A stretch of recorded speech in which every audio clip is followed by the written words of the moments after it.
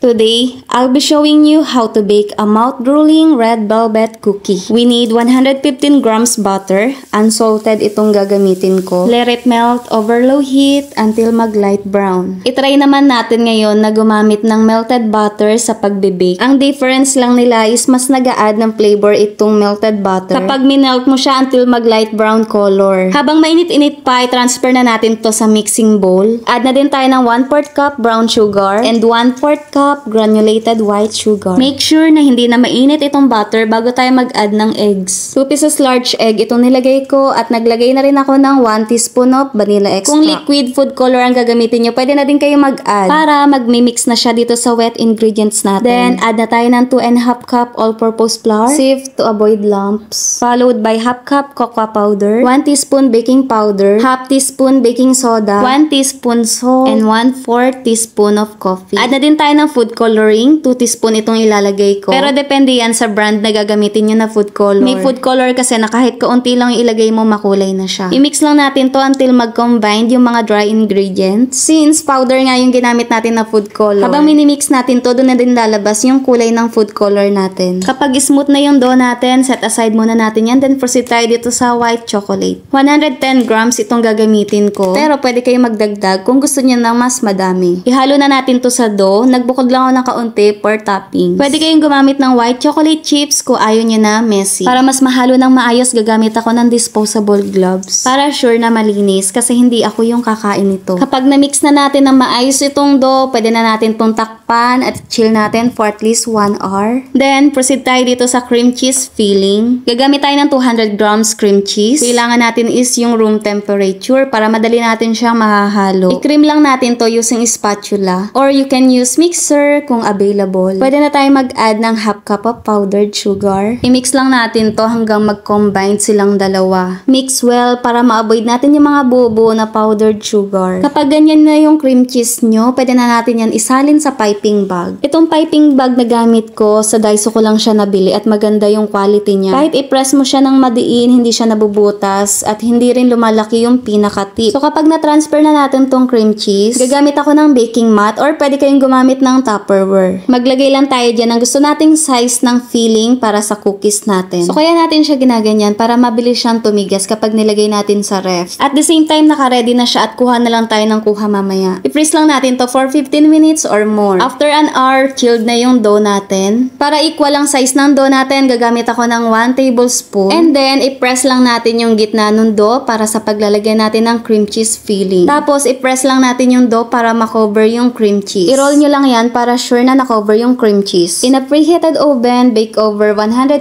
degrees for about 12 minutes. After few minutes, ready na ang ating red velvet cookie. Wow! Grabe! Napaka-perfect! Tamang-tama yung pagkakabake, yung alsa ng cookie. Maikli lang yung baking time natin para ma-achieve natin yung moist, soft, and chewy na cookie. Yun kasi yung request. Yung kakain na lang ang bahalang humusga. Thank you for watching! Please don't forget to follow and subscribe!